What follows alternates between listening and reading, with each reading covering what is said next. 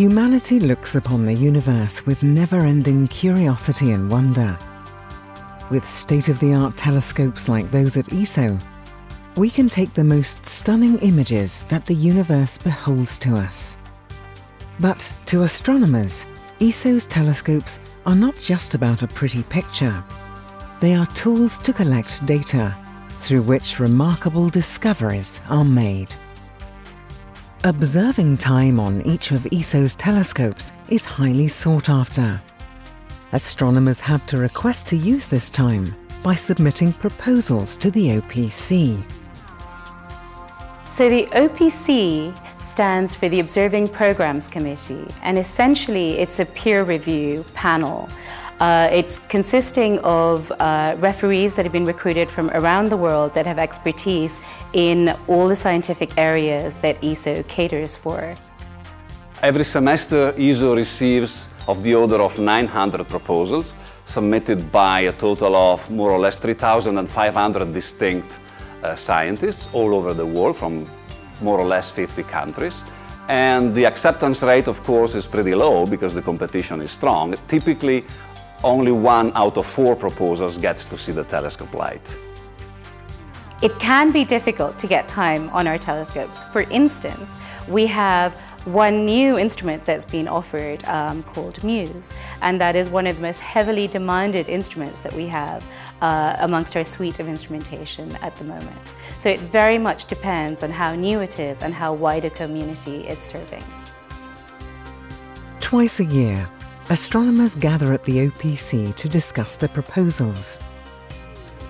In May 2017, they met for the 100th time, deciding the fate of thousands of astronomers whether or not they would be granted time on one of ESO's telescopes.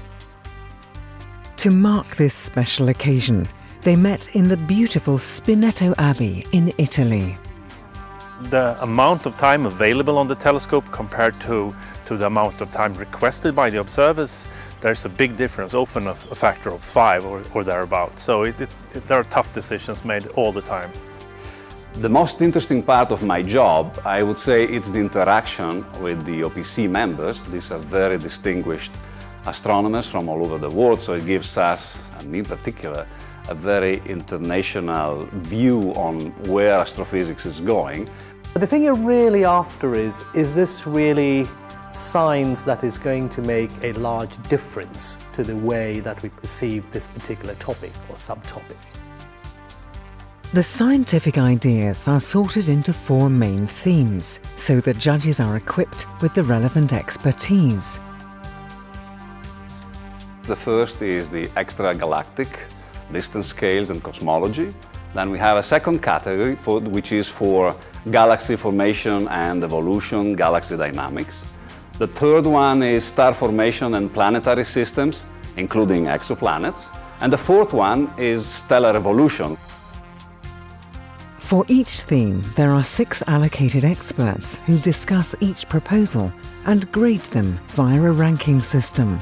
The referees read between 70 and 80 proposals each. As the meeting progresses, the different panels eventually come to an agreement. The fate of the astronomer has been sealed.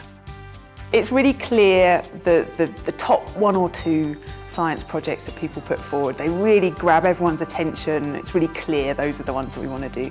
And then there are the ones that really don't capture our attention, and those are clear. But then there are lots of proposals in the middle that are all really, really good science. It's really hard to choose between them because all of them are making major steps forward in their science.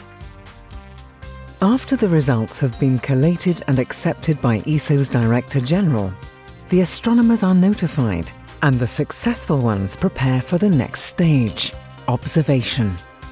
Most of the time, the support scientists in the control room execute the observations and send the data back to the astronomers who may be anywhere in the world. Months later, after much analysis and discussion, the results are written up in the form of a paper, assessed in a peer review journal, and eventually published. There are also proposals which are so novel in their approach that you have to really be careful that you are not losing something like a future Nobel Prize, for instance.